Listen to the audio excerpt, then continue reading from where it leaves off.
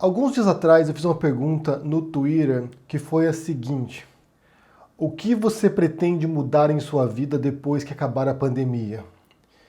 E essa pergunta que eu fiz teve centenas de respostas, as mais diversas possíveis que vocês podem imaginar, pessoas dizendo que vão valorizar mais os amigos e os parentes e os pais, outras dizendo que vão se isolar mais, que vão cortar vínculos com pessoas tóxicas, algumas dizendo que vão mudar de profissão, outras que vão se aperfeiçoar na profissão, umas que vão morar no sítio, outras que vão reduzir o consumo. Na verdade, uma resposta que aparece muito: reduzir o consumo. Eu percebi como tanta coisa que eu compro diariamente são superficiais, são triviais, que não me fazem falta nenhuma. Inclusive, isso é uma constatação nossa também aqui, de como a gente tem economizado agora nessas semanas em quarentena, de como a gente não precisa de certas coisas.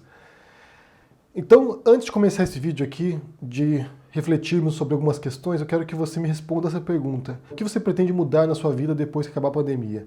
Pare o vídeo aqui e me responda isso. O que você pretende mudar? E eu pergunto isso para vocês porque eu recebo muitas dúvidas de vocês diariamente, né? Vocês querem saber minha opinião sobre assuntos, o que eu devo fazer sobre certas coisas, quais decisões coletivas devemos tomar.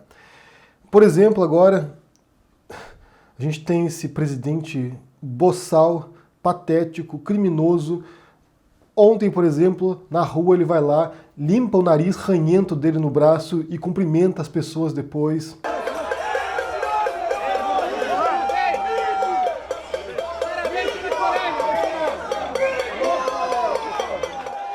E muita gente me pergunta se é melhor a gente manter essa aberração no poder ou se devemos derrubá-lo agora, fazer um impeachment, removê-lo do cargo, porque o estrago vai ser pior. Pessoalmente, eu acho que é melhor remover esse presidente e seguir adiante com alguém menos incompetente.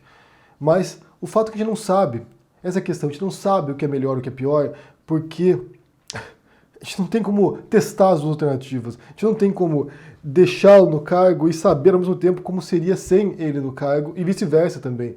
Retirá-lo do cargo e saber como seria com ele no cargo. A gente não tem. Quando a gente faz uma escolha na vida, naquele momento específico, naquele instante específico, a gente fecha as outras possibilidades. Por exemplo, você decide se casar, naquele instante em particular, você optou por não ser solteiro mais.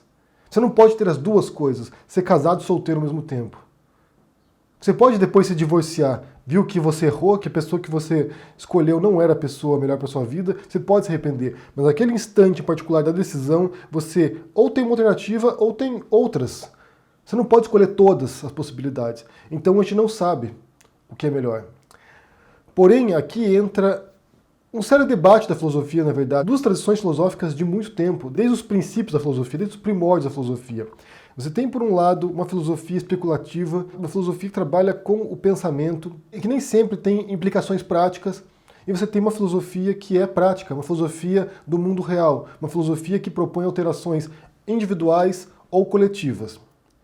Essas duas vertentes filosóficas, né, essas duas tradições, grandes tradições, elas são complementares muitas vezes e são igualmente legítimas. Você optar pela especulação, pelo conhecimento, não te torna menos filósofo ou menos pensador do que alguém que opta pela ação a partir da reflexão.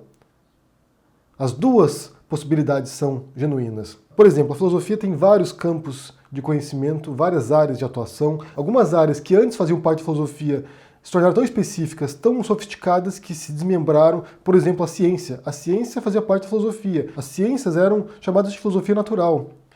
Então, física, química, biologia faziam parte do estudo da filosofia e depois se soltaram e passaram a ser campos específicos. Por outro lado, você ainda tem matérias, ainda você tem disciplinas que são particularmente filosóficas e possivelmente não vão se desmembrar tão cedo. Então, por exemplo, na área especulativa você tem a epistemologia, que é o estudo sobre o conhecimento, como a gente conhece o mundo, se é possível conhecer o mundo, qual é o mecanismo do conhecimento nosso, quais são os limites do conhecimento humano.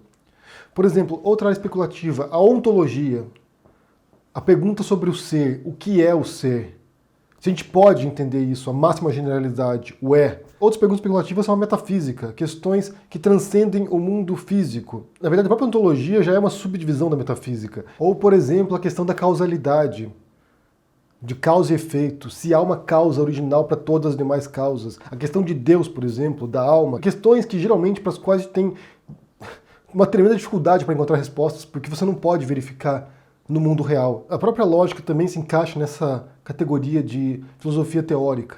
A análise da estrutura argumentativa, de como você organiza premissas e conclusão. Isso faz parte da filosofia teórica, embora você possa aplicar no mundo real para poder expressar suas ideias sobre o mundo. E por outro lado, você tem a filosofia prática, né? A ética, sobre nossos comportamentos no mundo. O que é correto, o que não é. Qual comportamento é moral ou não. Ou a filosofia política também, da nossa relação coletiva com os sistemas de governo. Quais governos são bons ou ruins? Quais modelos de sociedade são melhores? Ou a própria estética, que foi minha área de estudo na universidade, que é a questão sobre a obra de arte. O que é uma obra de arte? Porque as respostas para essas perguntas, na ética, na filosofia política ou na estética, por exemplo, embora haja outras áreas também práticas, elas têm resultado no mundo.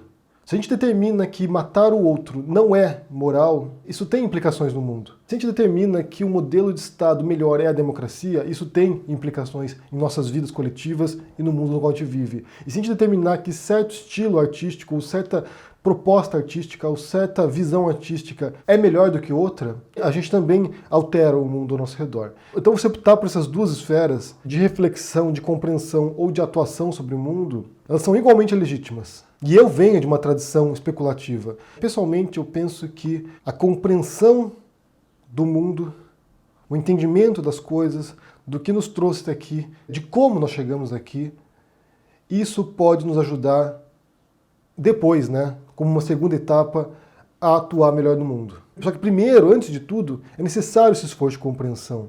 E depois, quando você conseguiu entender as coisas, aí sim, as pessoas, a partir dessa compreensão sua, podem escolher o caminho delas. Quando o historiador Harari esteve no Roda Viva, ele falou algo nesse sentido, né? Que não era função dos historiadores ou dos cientistas dizer para as pessoas o que elas deveriam fazer. Eles olhavam para o mundo, analisavam o mundo, expunham isso, e depois, a partir de uma visão esclarecida da realidade, as pessoas poderiam escolher o melhor caminho para elas, tanto individualmente quanto coletivamente. E eu penso a mesma coisa. Eu não acho que é minha tarefa vir aqui dizer para vocês o que vocês devem fazer. Quais escolhas você deve tomar. Mas sim que a partir de uma reflexão, a partir de uma análise, a partir de um estudo, de informações esclarecidas, a gente possa, cada um de nós aqui, tomar as decisões depois. Porque eu não sei se vocês se depararam já com esse tipo de dilema na vida, certamente se depararam, quando você tem duas escolhas ou mais escolhas e você simplesmente não sabe qual delas é melhor. E se nós não sabemos muitas vezes qual é o melhor pra gente, como é que a gente pode ousar nos arrogar a capacidade de escolher o que é melhor para o mundo, para todos nós, para a sociedade, para o país? Então, por isso que é importante que a gente volte, estude, entenda os mecanismos, faça um esforço. E outro grande problema que eu percebo é que as pessoas exigem que você acerte o tempo todo. Como se um estudioso, um pesquisador, um expert em um assunto, um profissional, devesse ser um profeta praticamente, né? Acertar tudo, prever tudo com exatidão. E isso é impossível. Na verdade, o trabalho do conhecimento é um trabalho de tentativa e erro. Você vai lá, experimenta uma coisa, uma hipótese, testa, e se ela fracassa, você vai para a próxima. A gente erra muito mais do que acerta na vida. Então é um experimento, a gente vai testando as coisas, a gente vai testando as análises, a gente propõe um modelo, testa, se ele funciona, legal, se ele não funciona, a gente altera esse modelo, a gente propõe outro modelo. É assim que funciona o conhecimento. Ninguém tem a obrigação de acertar o tempo todo. E essa é a história do pensamento, na verdade. Tentativa e erro. A história da ciência também. A ciência é tentativa e erro. O cientista vai lá, propõe um modelo, propõe uma hipótese, testa, se der certo, parabéns, se não der certo, parte para a próxima. Se você olha a história dos grandes cientistas, dos grandes inventores, o fracasso pendia o tempo todo no trabalho deles. Faziam um experimento, faziam uma invenção, fracassavam e assim ia avançando. Porque ninguém sabe as consequências dos nossos atos. Ninguém tem como prever a história, ninguém tem como prever o que a nossa escolha hoje aqui vai impactar amanhã. Ninguém tem como saber isso. A gente pode estudar como a gente chegou até aqui, a gente pode entender o que nos trouxe até aqui. Quais foram os erros no caminho, quais foram os acertos também. Mas depois disso, o que nós faremos com essa compreensão que a gente conseguiu alcançar, aí são outros 500. E a gente não sabe as consequências disso. Eu acho surpreendente quando vem alguém aqui e diz que se nós fizermos tal e tal coisa, chegaremos ao mundo melhor. Porque a gente não sabe. A gente simplesmente não sabe nem na nossa vida particular e nem coletiva. Eu não sei dizer que se eu mudar minha vida depois da pandemia, se será para melhor ou para pior. Não temos como prever essas coisas. Assim como socialmente, a gente também não tem como prever como será o mundo pós-pandemia.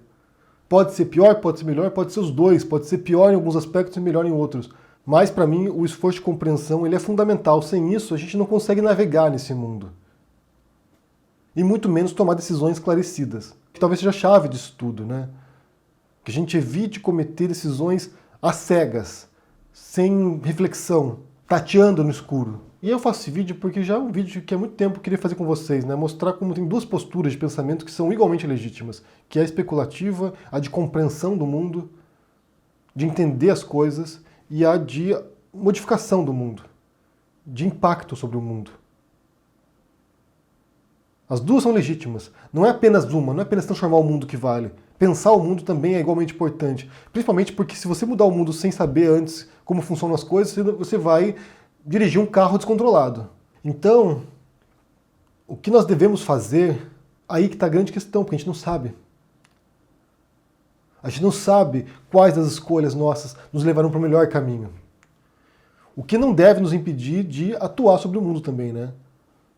A gente não saber as consequências dos atos não deve ser um empecilho para atuar. Então aqui para concluir esse vídeo, eu quero primeiro saber, como eu disse no começo aqui, se você não respondeu, responda agora.